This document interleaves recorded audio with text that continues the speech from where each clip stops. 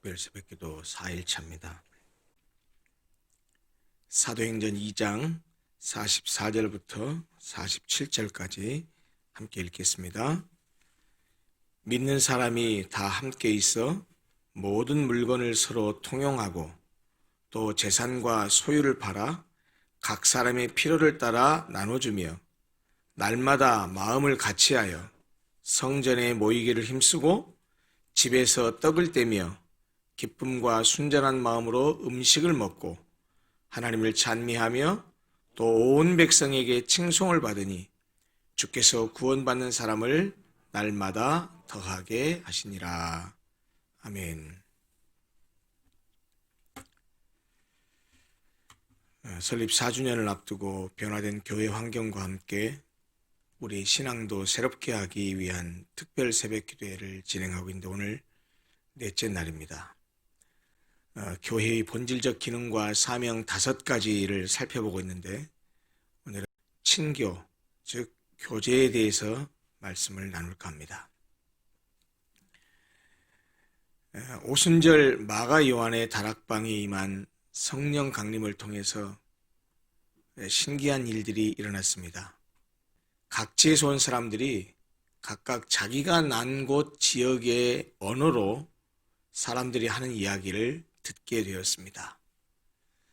그래서 그 마가 요한의 다락방에 있었던 사람들이 방언의 역사가 일어나자 그거를 모르는 이방 사람들, 각지에서 온 사람들, 그리고 이방인들이 그것을 보고서 그들이 하는 말을 도대체 알아들을 수가 없어서 이 사람들이 미쳤구나, 이 사람들이 대낮인데도 불구하고 세술에 취했구나 라고 하면서 조롱했었습니다. 이 본문의 말씀은 그 사건 직후에 베드로가 사람들 사이에서 일어나서 그러한 일들이 왜 일어나게 됐는가 하는 것들을 이스라엘 역사를 간략하게 요약하면서 그들이 예수를 잡아 죽인 이야기, 그리고 하나님께서 성령의 역사를 통해서 이런 일이 일어났다라고 하는 것들을 이야기하면서 회개를 촉구하는 설교를 했습니다. 이 베드로의 선포한 이 말씀을 듣고 나서 청중들이 회개한 후에 나타난 예루살렘 교회의 초대 모습을 지금 묘사하고 있는 것이 본문 사도행전 2장 지금 마지막 부분입니다. 엄청난 회개가 일어났고 그 회개의 역사 이후에 말씀으로 교제하고 공동 식사를 하며 기도에 힘씀으로써 폭발적인 성령의 교제 공동체가 형성된 것입니다. 믿는 사람들이 다 함께 모든 물건을 서로 통용하고 또 재산과 소유를 팔아서 각 사람의 필요를 따라서 나눠 주었습니다. 소위 말하자면 원시 공산사회가 이루어진 것이지요. 이 초대교회 신앙공동체 안에서 일어난 이 공산사회와 같은 이런 일들은 현대의 자본주의 사회에서는 상상할 수 없는 일입니다. 그러나 우리는 이 사건을 통해서 그리스도인들의 삶에 그리고 신앙공동체에 나타나는 하나의 특징을 발견할 수 있습니다. 그것은 예수를 주와 그리스도로 믿게 되면 삶의 가치관, 인생관, 나아가서 세상을 살아가는 여러 가지 관점들이 달라진다는 것입니다. 본문에서도 나타난 현상을 보면 그들의 삶의 가치관이 달라지면서 재산과 소유에 대한 욕심을 버리게 된 것을 보게 됩니다. 실제로 오늘 본문이 전해주는 대로 초대교회는 그 사람들이라고 자기가 가지고 있는 재산과 소유물이 아깝지 않았겠습니까? 그런데 자신에게도 소중한 이 재산과 소유를 이웃과 함께 나눠 쓰는 재산 공동체를 형성했습니다. 이것은 가난한 사람들을 위한 배려로서 일종의 구제 행위이기도 했고 또 이것은 자연스럽게 이웃사랑의 실천으로도 연결되었습니다. 이와 같이 예루살렘 그 초대교회 성도들은 다른 신자들을, 나 말고 함께 교회 공동체 안에 있는 다른 사람들을 하나님의 가족으로, 다시 말하면 내 형제와 자매로 인정했고 그들이 가진 것 전부를 함께 나누는 가족 공동체를 형성했습니다. 그런데 이처럼 초대교회는 가족 공동체를, 신앙을 근거로 한 가족 공동체를 형성했는데, 비록 시대는 달라졌다 할지라도 오늘날 21세기 과학 물질 문명을 살아가지만 똑같은 예수를 믿는 동일한 신앙 공동체인 우리도 역시 자신의 이익만을 추구하고 각자 자기만의 삶을 누릴 것이 아니라 하나님의 영적인 가족의 일원으로서 가능한 한 모든 방법을 동원해서 교회 공동체 안에 있는, 신앙 공동체 안에 있는 다른 사람들을 도와야 한다고 생각합니다. 예수를 믿음으로 인해서 교회라고 하는 신앙 공동체에 들어오게 되면 이미 존재하고 있는 그 공동체에 먼저 있었던 믿음의 사람들과 신앙을 중심으로 해서 한 가족이 됩니다. 나중에 믿게 된 사람들은 먼저 믿게 된 사람들 안으로 들어가면서 그들과 이제 친밀한 교제가 이루어진다는 말이죠. 그래서 신앙 공동체는 가족 공동체적인 성격을 가질 수밖에 없습니다. 여러분, 가족이 무엇입니까? 가족은 우선 한 집에서 동고동락하면서 사귀며 살아갑니다. 그리고 그 사귐이 오래 지속되면서 가족 간의 사랑이 깊어지고, 사랑이 깊어질수록 서로가 서로를 자신처럼 여기게 됩니다. 이 가족이라고 하는 것은 함께 살고 지속적으로 서로 교제하면서 사랑이 깊어지고 서로에 대한 신뢰심이 깊어지게 됩니다. 교제가 가정에서 가족들을 이렇게 묶고 결속시키는 중요한 요인이 되듯이 교회도 마찬가지입니다. 신앙 공동체를 이룬 교회 구성원들이 한 교회에서 동고동락하면서 교우들끼리 지내다 보면 교우 간의 사랑이 깊어지고 다른 교우들도 자신처럼 여기게 되지요. 어떤 교인들은 교회 공동체 안에서 엮이고 소속되고 붙들리는 것을 싫어해서 목사의 축도가 끝나기도 전에 예배를 드리다가 그냥 축도가 끝나기 전에 축도하는 사이에 내빼버립니다. 그러면서 스스로 생각하기를 나는 그래도 오늘 예배는 드렸으니까 종교적인 의무는 다 했어 라고 생각하기도 하는데요. 이렇게 신앙생활하는 사람, 그 사람은 교회를 전혀 모르는 사람들입니다. 교회라고 하는 공동체는 원래 공동체이기 때문에 발을 그 안에 들어놓는 것이 정상입니다.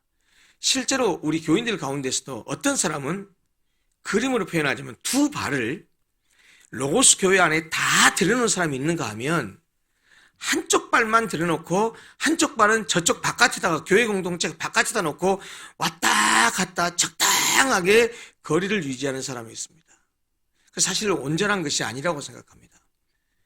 여러분, 교회 안에서 아무튼 신앙 공동체 안에 발을 깊이 들여다놓고 함께 사는 건 너무너무 중요합니다.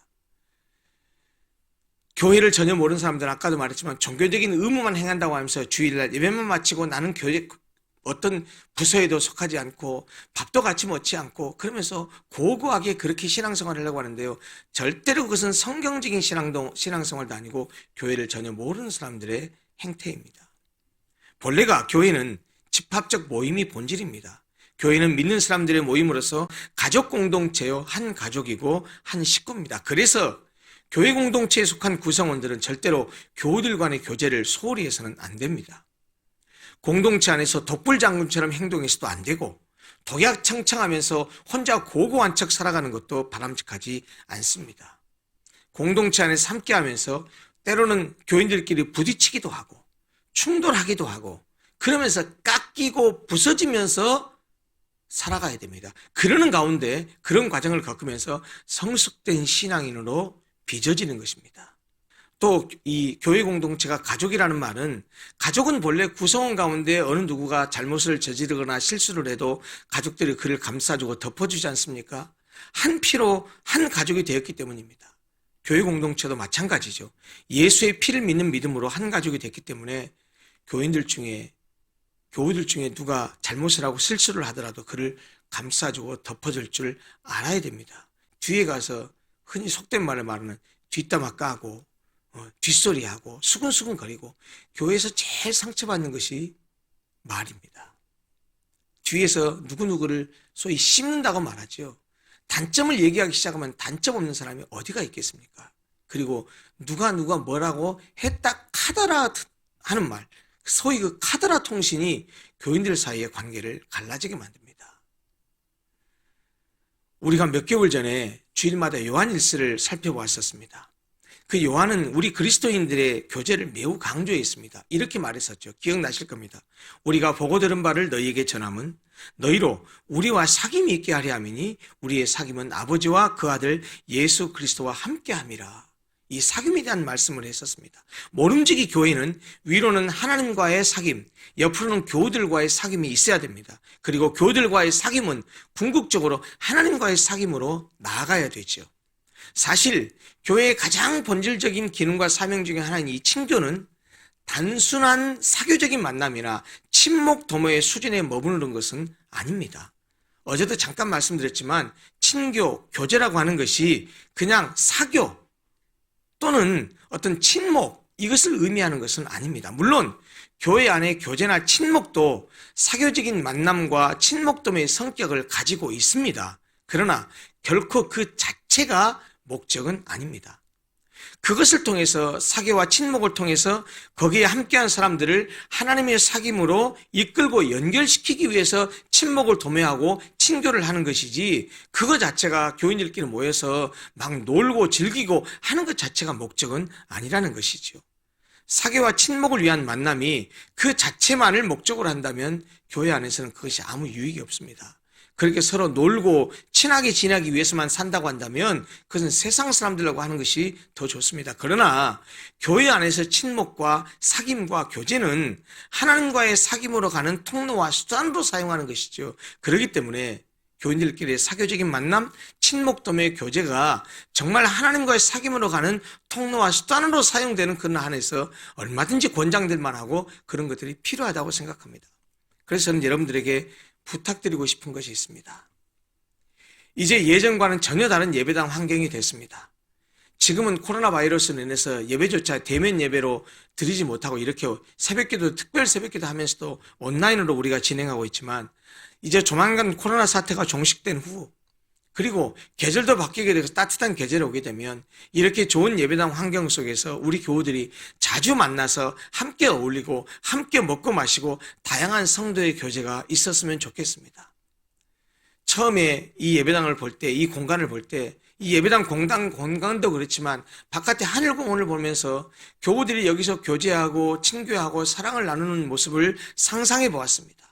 너무나 좋은 환경입니다. 그런 다방면의 친교를 통해서 성도들끼리 좀 더 깊이 알아가고 서로가 서로를 좀 더 이해하면서 우리가 주님 안에서 하나라는 사실을 확인하면서 성도들끼리 서로 용납하고 서로 사랑하며 하나된 공동체를 이루어 갔으면 좋겠습니다. 여러분 잘 아시잖아요. 현대의 사회라고 하는 것이 개인주의 그리고 군중 속의 고독으로 소외된 그런 사람들, 그런 사회가 되고 많았습니다. 그렇기 때문에 친교, 교제가 더 절실히 필요한 시기가 됐습니다. 이제 남녀전도회가 새로운 임원들이 선출됐습니다. 이들이 친교와 사교와 교제를 얘기하면서 특별히 남녀전도회, 두 여전도회가 발벗고 나섰으면 좋겠습니다. 그래서 지금 우리 교회에 속한 교우들끼리 좀 가까워져서 그것을 토대로 해서 이 지역사회의 다른 주민들도 품을 수 있는 그런 교회가 됐으면 좋겠습니다. 그래서 우리 모두가 예수 그리스도 안에서 한 형제와 한 가족임을 확인하고 서로 사랑을 주고받을 뿐 아니라 힘들고 어려울 때 서로 협력하고 서로 돕고 그러면서 기쁘고 즐거울 때는 함께 그 기쁨을 나누는 그런 공동체가 됐으면 좋겠습니다. 고린도전서 12장 26절에 교회 공동체에 대해서 이렇게 말씀한 구절이 있습니다. 만일 한 지체가 고통을 받으면 모든 지체도 함께 고통을 받고 한 지체가 영광을 얻으면 모든 지체도 함께 즐거워하나니. 교회 공동체는 하나라는 겁니다. 교제의 필요성, 친교의 필요성이 강화되는 이유가 여기 있습니다.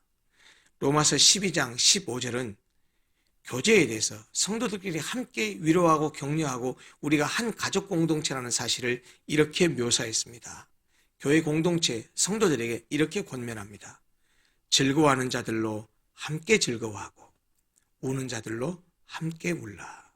이것이 그리스도 안에 있는 사랑을 통한 친교를 통해서 하나가 된 신앙 공동체의 모습입니다.